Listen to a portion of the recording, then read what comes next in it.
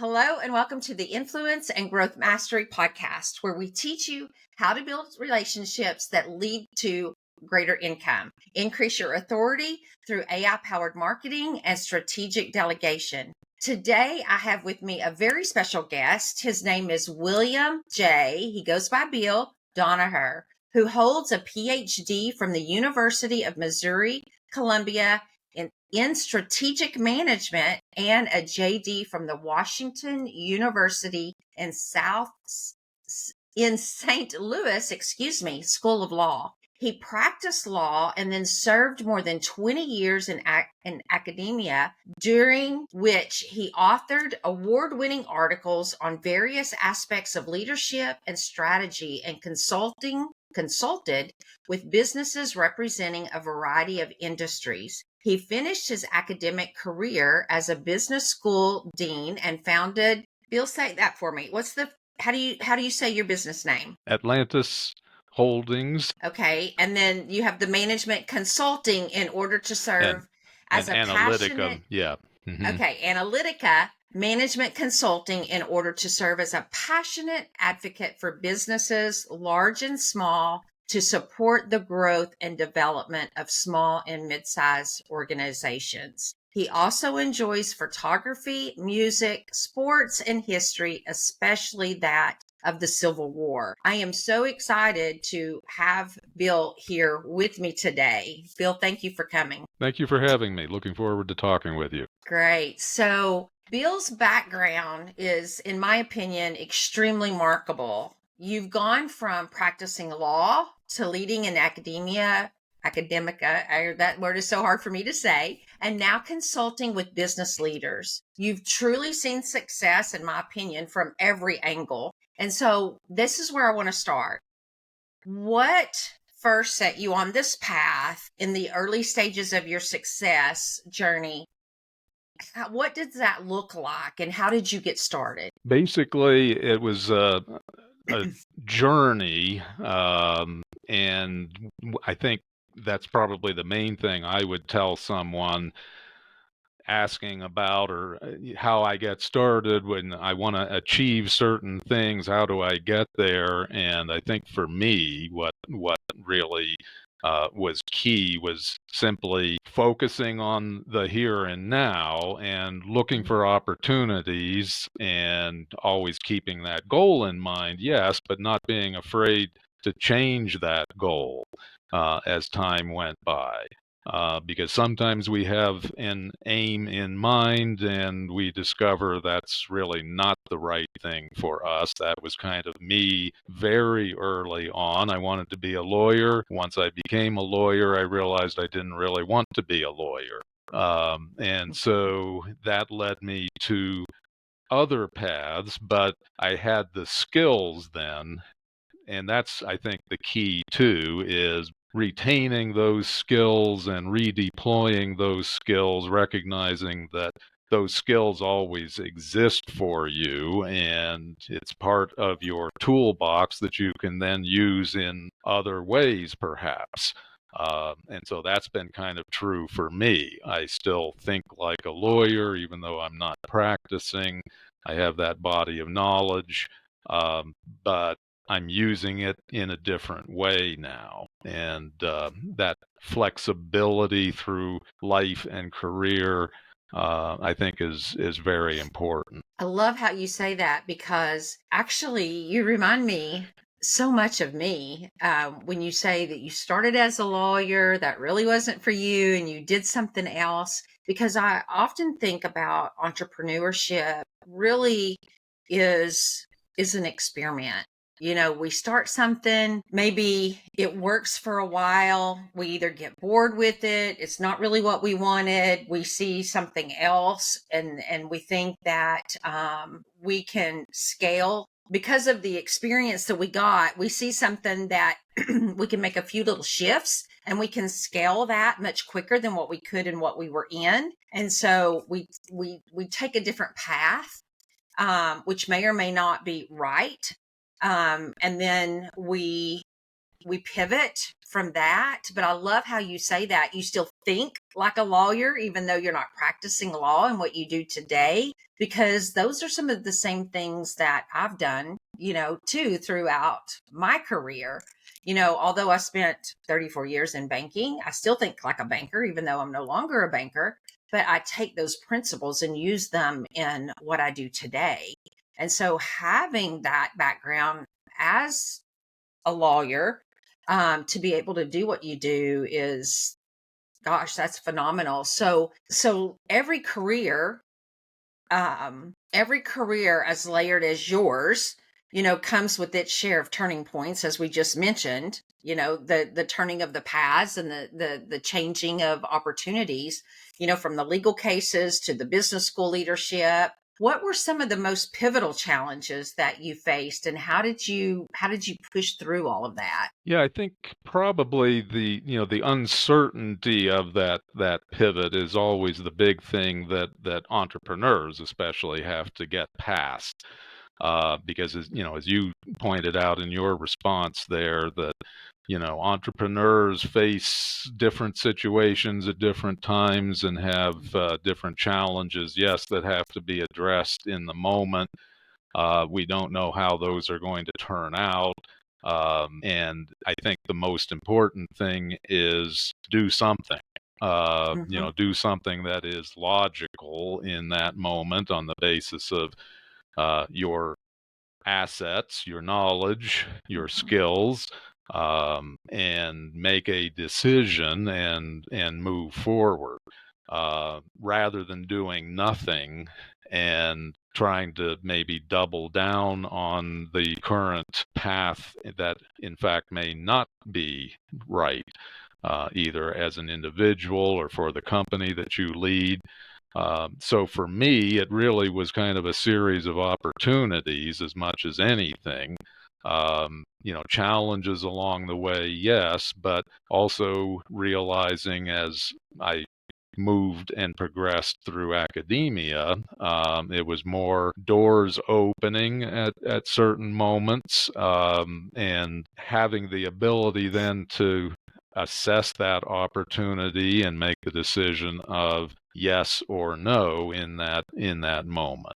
I did not, for example, moving into academia from law, I did not start with the assumption or even the goal that I would be a dean at some point in Yeah. my career. Was not on my radar screen. Um, as I grew in the profession, the opportunity to move to the administrative track presented itself, and I was ready for it at that time. A year before, maybe not. And a year later, the opportunity might not have been available. It might have gone to someone else. Right. So I was ready for it. I felt prepared, or as prepared as one can be when you move into a really different role. Discovered obviously at that time I had a lot to learn, about the new role, and progress then from that point. Learn as you go. You're going to make mistakes, learn from the mistakes, and continue to build knowledge and skills that help you to continue moving forward. And so for me, it was kind of that opportunity recognition and the sense that this was the right opportunity at the right time, and then not being afraid to take that chance. I love that. I have this saying, and I used to have it posted on my office wall whenever I was in corporate. And it said, look at every challenge as an opportunity to prove yourself. And so I would be like, okay, so this challenge has come up. What can I do to use my skill set, my knowledge, the people around me to prove who I am, what I can do, to some good outcome of this challenge that is facing me right here. And that always served me extremely well, because I was like, don't let the challenge overcome me, overcome the challenge. And so I love how you said that when, those things, when you were presented with those, they were, opportunities. So I love that. The other thing, um, is you said, when that opportunity presented itself, you might not have been ready the year before, or the year after, it could have been gone. Sometimes, and this happened years ago, it's probably still happening today, where people are put into positions, and I'll say leadership, really all kinds of positions, but we're put in positions that we're not necessarily ready for. And you mentioned you had a lot to learn in that role, because obviously you had some skill set ready to go into the position. You didn't have it all, you had to learn, which takes me right into the next thing that I wanted to ask you about, which is, with all of that experience that you had, I can imagine that there were people either, in position or even in outside your ecosystem that had a lasting impact on you as a mentor all along the way. Who would you say was one of the most influential mentors in your career, and what did they teach you that still sticks with you today? I think for me, a lot of it, and this is kind of an interesting question because it I think also uncovers a fundamental truth about leadership, and again the mentoring process. I had I had folks in the moment who provided examples for me. Many times those were negative examples. Mm, And so it was more a case of, in those instances, saying, um, that was not a good move in mm, that particular situation for one reason or another, and you learn from those instances. When you're faced with a similar situation, then maybe that's not the way to actually progress here, or the way to mm, handle this situation. And sometimes that can be a source of frustration, mm, actually, especially if you're kind of on the receiving end of something that you think shouldn't have happened, or that happened that way. But in any event, I think we kind of learn from both extremes, if you will, of folks that are really shining examples that we try to live up to, and then other situations where you recognize that the leader that you're following made some poor choices, and you then hopefully recognize those in time to actually avoid them. So for me, really wasn't I can't go back to one person necessarily. It's a whole lot of folks, and as I say, then in some cases it was learning from their mistakes essentially, mhm. as well as then ultimately plenty of my own along the way as well. Yeah. That's very important for those who are listening today, because you think about my own leadership, your own leadership, and what type of leader are you today? And, because in everything that we do, everything we say, all of our actions, they're being watched, they're being noticed. And so, just like you, having some not so positive mentors out there who didn't walk the right talk, if you will, could have set you up for a not so good journey if you had followed in those footsteps. So thankfully, you had enough cognizance to know the difference between good leadership and bad leadership. Heaven forbid, I don't want to be one for sure that's out there giving, bad leadership to others who are watching, what I do every day. Oh, that would be terrible. But yeah, whenever I was growing, just what I just said, I was watching everybody. You know, what is this person's known as a great leader? What are they doing? And, you pick up the good traits of other people. You watch them. Some people take you completely underneath their wing and mentor you all along the way. And thankfully, I had some of those that did that as well. And some people that I bring on do, have those mentors that have done that. But goodness, to have some that have not been the positive influence. We definitely don't want to be in that classification of being that poor mentor, which, as someone who's continuously involved across industries like you, I'm curious, how do you cultivate that growth mindset? Has that mindset helped shape your transitions and impact you over time? Yeah, I think the main thing is just being open to learning. Um, Never assume you know everything. I don't Mm, care who that's you important. are. I don't care how old you are, how many years of experience you have. Mm, I don't care what your education is. There's always something to learn because every moment uh, can can contain the seeds of some new thing, some new challenge or opportunity, some new mm, concept you haven't encountered before, a different dynamic in your network or in your company that didn't exist before for whatever reason that now you have to respond to differently. And so you just have to, I think, start with the assumption or at least the recognition that you don't know everything and very carefully then assess the situation in front of you and uh, realize that there can be learning opportunities in that, positively or negatively. Again, something you did that worked before and now isn't, or vice versa.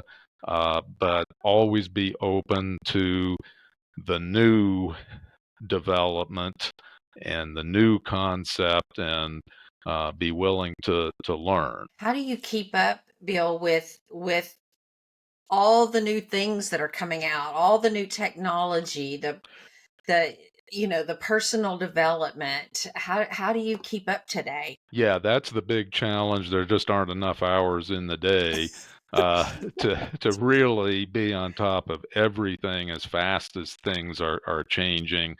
And that kind of goes back to my last response that, again, there's always something out there to learn. And just take a look at today's environment, business environment in particular, with the development of artificial intelligence. Um, yeah, it's been around a few years, but it is only now, at least in my opinion, I think only now starting to really accelerate. We were kind of in that Hmm. proof of concept stage Hmm. for a while as it was being rolled out and introduced, and now it seems that there are new applications coming out almost weekly, and development and iterations of existing applications continue to come out. So to keep on top of it is com- to keep completely on top of it, I think is almost impossible in all honesty, but you just kind of, I think, prioritize as much as Yeah. possible. You should hopefully have a sense of what's important and what's not and what's more important than others, and concentrate your efforts on those things. Now, that also means you can miss stuff happening, and sometimes that happens. Keep an eye open as best you can for the development that may be tomorrow's breakthrough. Um, but I think you just kind of have to prioritize and recognize you can't be on top of everything, but focus on the things that are immediately relevant and important to what you are doing today. I think there's what you said is so important because in today's world, with as fast as everything's coming at us, it's so easy to get caught up in the shiny object syndrome.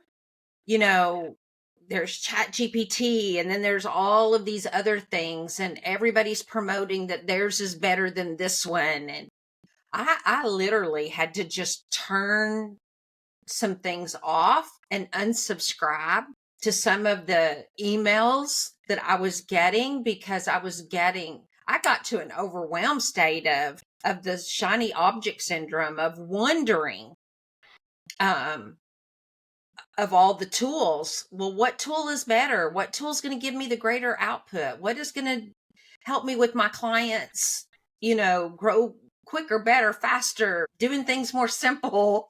It can be overwhelming. And so I think what you're saying is stay focused on what's important to you, and you just have got to just focus on your thing and let the rest go. And one of I think the best things that ChatGPT came up with was task. I don't have a bunch of tasks that I use it for, but I did set up, like, what are the trends that are, the changing in the trends on all the social media platforms. So every Monday I get a report on all of that. So now I don't have to go out searching for all of that. It comes to me. And so setting up things like that to where we don't have to go digging for it or have everybody's opinion coming to our inbox. AI can go do the research for us and summarize it and put it in our inbox, has been a huge time saver for me.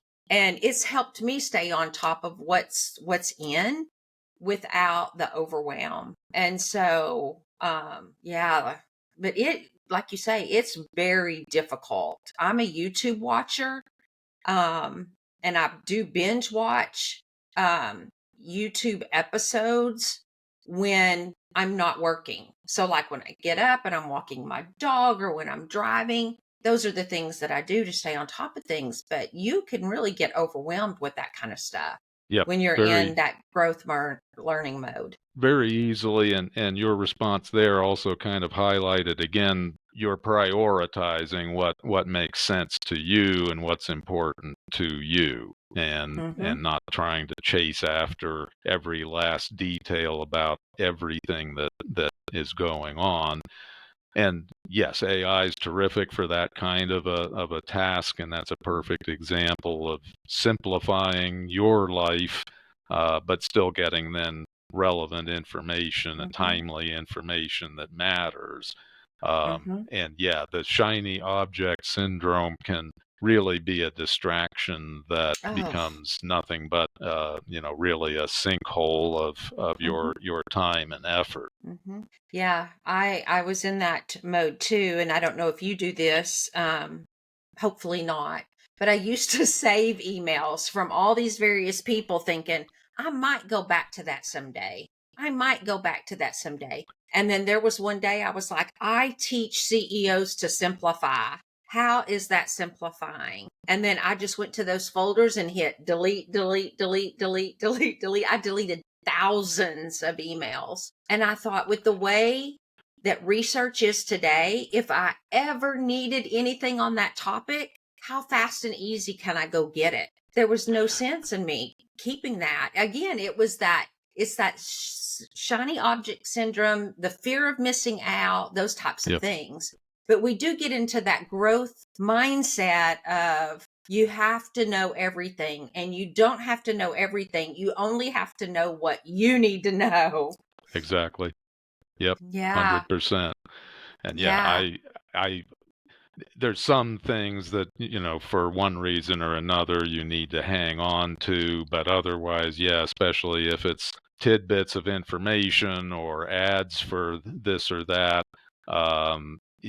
honestly, if you don't need it right then and can't really use it right then, it's okay to put it someplace and think about it for a week or two, but then there is the tendency for that folder to become rather large, Mm. if we don't go back and just say, okay, week, or whatever the time limit is, and it's out of here. We need to kind of again keep focused on the here and now and what is useful here and now, Yeah. rather than thinking about it for an indefinite period. Yeah. Let's talk about one of my favorite topics, which is networking. Since you've led in both academic and consulting, where relationships are key. And you and I met through a networking event, Mhm. Yep. had a Yep. great experience, Yep. and networking can really shift things for people, both professionally, personally. It has for me. I'm sure it has for you over the years. But do you have any networking strategies or experiences that have just been memorable for you that you would want to share? I think it's, again, one of those things that uh, you always sort of recognize in the moment that you have a connection with someone that's above average. There's never, I don't think, a bad connection in the sense of networking and meeting people and becoming familiar, but in as you do it, especially because then you have that baseline that you're comparing to. You don't even really recognize that you're making that comparison, but you build in your head that baseline of what a connection is. And when something special happens, you meet somebody that you just connect with on a deeper level, you recognize it instantly. And then that's the one that you want to pursue and develop. One of the folks that I um, listen to regularly. I'm part of a different group that meets and talks about, kind of from a philosophical perspective, the question of networking. But his emphasis is always on take the relationship deeper. Doesn't matter where it is, take the relationship deeper. Notice I didn't say close a sale or agree to a project. The goal isn't the transaction as much as it is the relationship. Mhm. And so you continue to focus on developing those relationships with as many folks as you can, but make them hopefully somewhat natural, because you'll meet a lot of folks and you'll have some good conversations. You'll enjoy talking to them, but there are going to be a few that just, again, have that extra meaning, that extra level of connection. Those are the ones that you want to focus on and really move to a deeper level then of connection and relatedness, to see what happens for both sides. This should be something that is beneficial to both.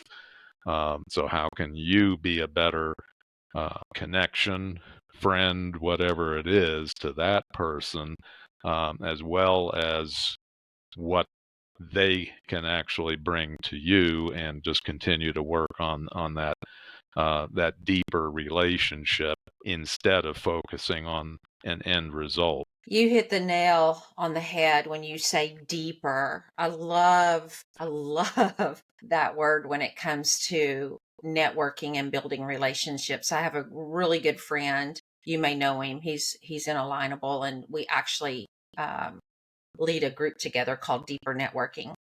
And his first name is Jason. He may come to mind. But we talk about just what you're saying is take relationships the next step deeper, do deeper relationships with people, really get to know them beyond just the introduction stage. Because once you do that, sales, you don't have to ask for sales, they just naturally take place. And I've been fortunate that my entire business has been built almost just like that. And I say this to say the things that have happened, I've been reconnecting with people.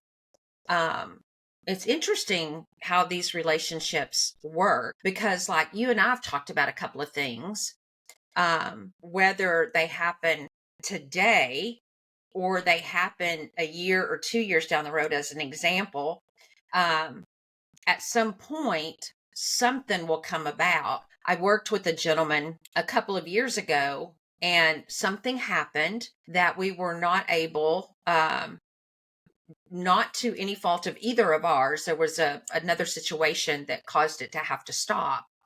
And just recently we reconnected and we started having that same conversation again. And it just so happened that now is the time. And so it goes back to talking about our earlier conversation about the challenges and the opportunities. The opportunity was not right before. We thought it was. But when it stopped, there was a reason it stopped. We didn't understand it at the time. But having talked a few weeks ago, we're like, we still don't understand it, but we now know the synergy's right. You just know, it's just like what you said a while ago. When you meet somebody and you feel that connection, it's the same thing when you're supposed to work with somebody. You just know. And so that just happens during the building of that deeper relationship. It may not happen initially. And I tell people in my sessions, never come out front with the sell first. It don't do that in the first call, because that typically turns people away. You don't know that from that initial meet. Typically, you might have that immediate connection, but you don't know that you're the right fit to work together until you've had multiple conversations. And then you know that you know that you know. So using that word deeper, I love that. I love that you too have that same feeling, because because even us having this conversation on this interview helps you and I to even connect on a Right. deeper level, even though Yep. we've had a couple of conversations Hmm. previously. And so I think that's phenomenal.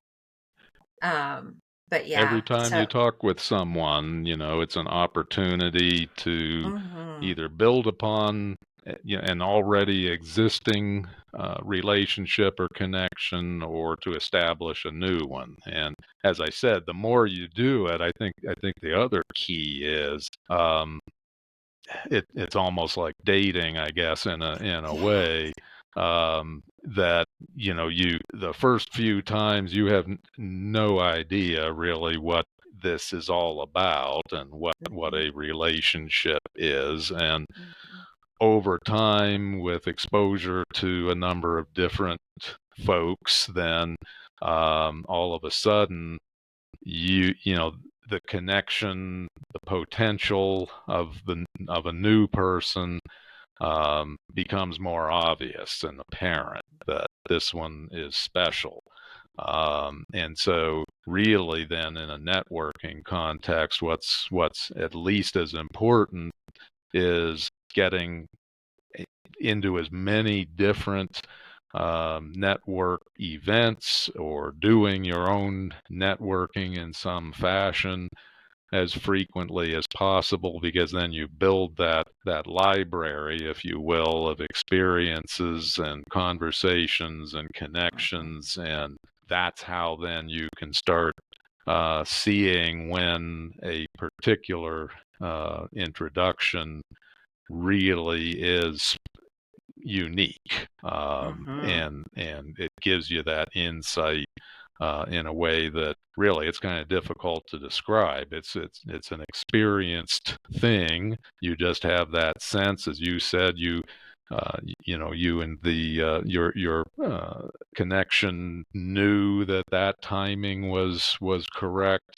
It wasn't necessarily a perfectly logical conclusion. It may certainly have had logic behind it, but you didn't see it completely as a formula. It was just a shared sense, and that's again Mhm. part of building that relationship and connection.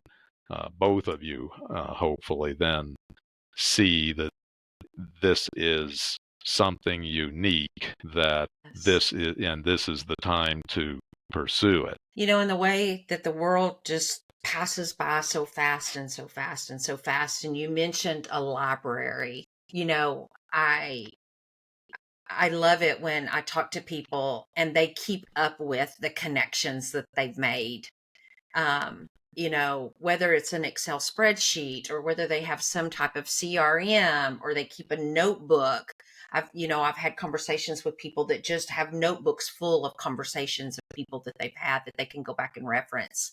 I have boxes and boxes like this that are just full of business cards. And the business cards have, not all of them, uh, but have been put in a CRM. And I can have conversations about if, putting you in the CRM, I can go back and make notes about what we've talked about. And then when I'm ready to come back and say, Bill, we talked about X. I'm ready to do an introduction for you or whatever. I have notes that when I do the introduction, I can say, I met him here. These are some of the things that that we connect on, and that just makes things so much tighter, if you will, about that relationship.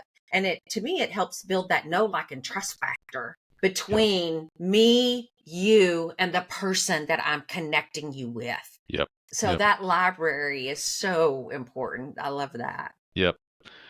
And it's I all love that. just a matter of growth over time. And I think the other key insight was early in your question. I think you had mentioned the timing issue, and so Mm, yeah, really, um, this is very frequently a long term. We're talking about building the relationships, and I think it is important again to emphasize that this could be quite a lengthy it's a journey. process Hmm. before anything meaningful from a business sense would develop, but that's okay. Hmm.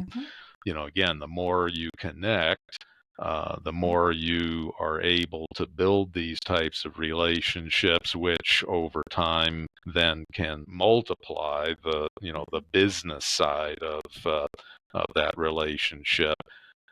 So it's kind of important, I think, for folks to keep in mind that, and not to expect that there's going to be instantaneous, tangible results in the business sense.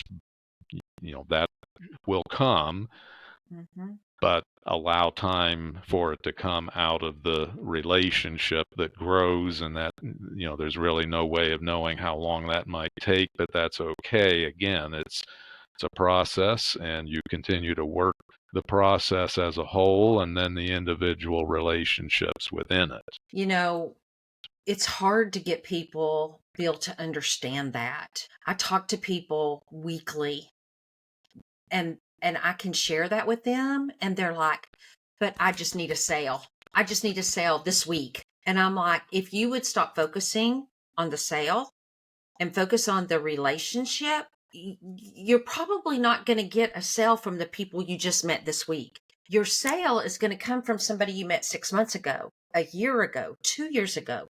It's not going to come from somebody you just met." But when we are always thinking about the sale, it's not gonna come. It's the Yep. relationship that we need to be focusing on, and sometimes it's so hard to get people to really realize that. Stop going to networking meetings to dig for a sale. And that's a It's short-term result, even if you hit it. That would be great, and it can happen.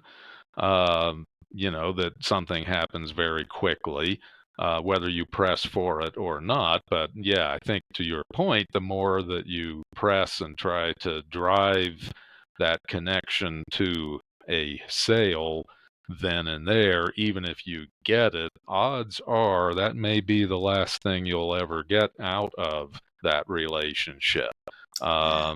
And what a focus on the relationship provides, hopefully over time, is a steadier stream of business then, rather than just a one-off that you are then facing the need to constantly chase the transaction. And if you just focus on the relationship and deepening those relationships, then you're setting yourself up for a steadier stream down the road, and Mhm. you can hopefully then stop chasing the transaction as much or at all. Yeah.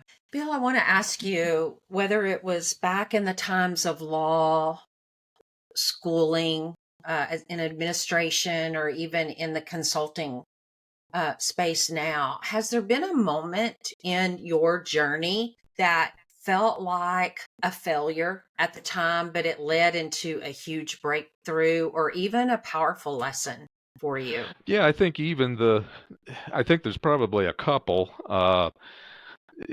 The experience in law itself felt to me at the time like something of a failure, Mm, because I was not happy in with what I was doing, and it seemed like I wasn't making any progress, and it kind of felt like, gee, I don't know if I'm cut out for this.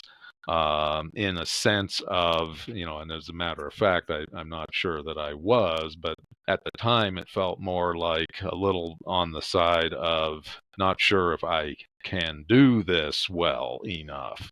And so, there was a little bit of that sense probably in me at that point. But again, mhm, the knowledge and experience helped me move into a new profession and then to succeed. And I think early in my administrative career in academia, I probably made, as I look back on it, some mistakes, as you will when you take on a new role. Some things that I probably didn't handle as well as I could or should, but again, it gave me that insight going forward that, yeah, this is not the way to handle that type of situation. And now, when I'm faced with that again, I will do this. And the interesting thing I think was that it seemed like, at some point, it just all of a sudden clicked. mm, I don't even know that I feel that it was progressive as much as just the switch was flipped, and all of a sudden it made sense in terms of how to handle a particular situation or not to handle it, where before it was just always kind of, in the moment thinking, and maybe successfully accidentally, but maybe not successfully.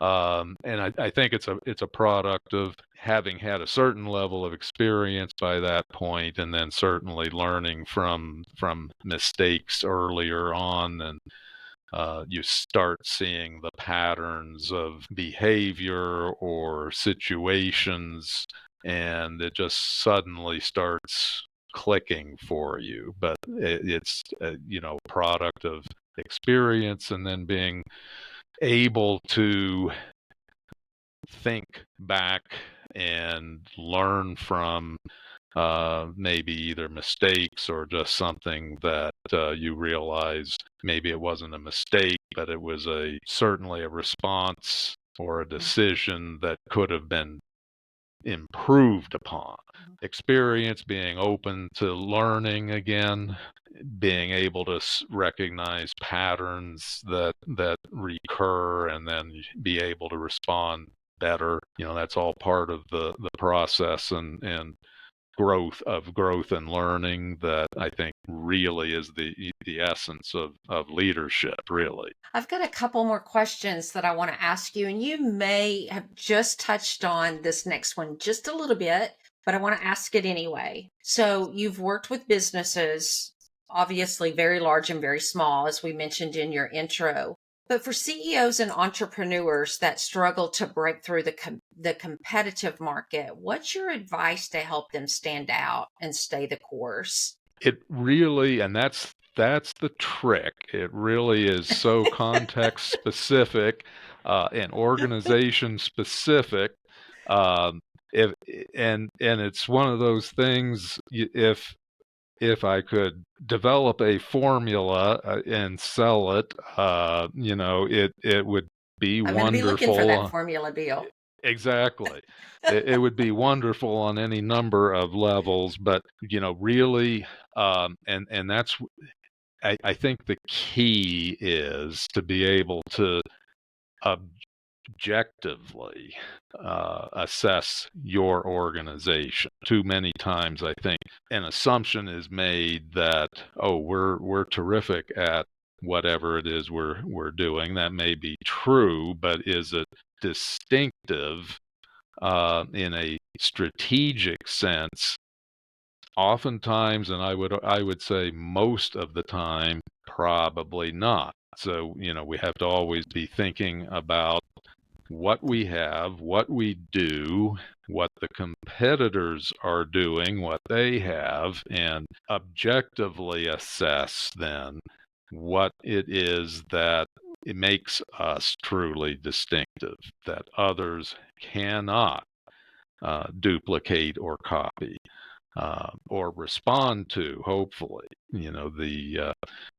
we they may not, keep in mind, they may not be able to do what we do, but they do something different that may be even more powerful. So we have to just continually assess and be willing to objectively assess what we are doing in order to really hit on those particular steps or processes that we have, that we can build a competitive advantage on, that truly cannot be duplicated, and which themselves then are maybe more valuable than what others are doing. 100% agree. So let's talk about influence. And I know you have had a tremendous amount of influence over individuals because of the positions that you've led. You've led both in academia, business. How do you personally define influence in leadership? And how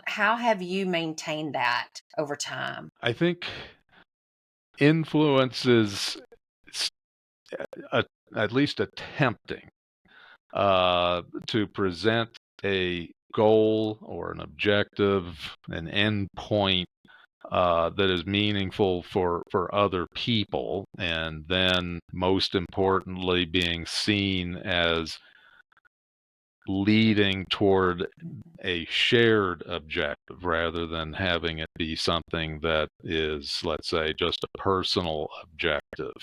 I think a lot of leaders sometimes are seen, rightly or wrongly, to have a particular goal in mind that really only benefits them, or is um, a headline that they achieve. But I think what's really ultimately important, and where you then have influence over an outcome and an organization, is being able to lead, being able to, and being seen to be leading for a common purpose and a shared objective that benefits everyone in the organization. And I think that's ultimately the key to leadership, and being able to elevate others around us then to achieve that result. Hmm. So Really, good. as leaders, we're called to develop other people. Um, it's our objective to make it's our responsibility to make other people better, Hmm. and to help them achieve what they need to achieve for their careers. And so that's where, again, it becomes then, I think, fundamentally important to have that sense of shared purpose that is also seen as beneficial for everyone there, not just the top leadership, not just an individual leader. And when you are able to then project that purpose, that shared purpose, then you have influence over what what happens within the organization. Your motives aren't being questioned. Um, People see in you something that they want, something perhaps they even need, and certainly they sense that you have their best selves or best results in mind as we're progressing toward this shared goal together. Very impressive. I love that. And you've left a very impressive mark. What Thank you. legacy do you hope to leave behind through your work and the leaders that you've influenced? I think, and this was really kind of part of what I had in mind when I started down the post career path of consulting. I want, hopefully, to be seen to have and have had an impact that was kind of fundamental to my academic career. The hopefully the lives that I have touched positively along the way. And so, in a similar sense, I'd like to feel that I had an impact on a lot of different organizations or leaders within the organizations along the way. To me, that's probably more important than anything else, and just being able to look back and say, yeah, I really made a difference to a lot of people or a lot of organizations. And I believe you're going to do that. I have said that 2025 is the year of impact. And so I'm going to adopt that, since you too have that same type of vision, that you're going to see that impact this year. Bill, your story is a masterclass in evolution, leadership, and staying purpose driven. I know that myself and our listeners are walking away with powerful insights from what you've shared today. And for those of you that are tuning in, not turning in, but tuning in to this episode, this is your cue to think bigger, delegate, lead with clarity. Take this conversation, and if something sparked with you, don't just keep it to yourself. I want you to share it, reflect on it, connect with the right people, as we talked about in our conversation today about networking and building relationships, and do exactly what we've talked about. Build deeper relationships. This is the Influence and Growth Mastery podcast. And until the next one, have a great day, and I'll see you again soon. Bye.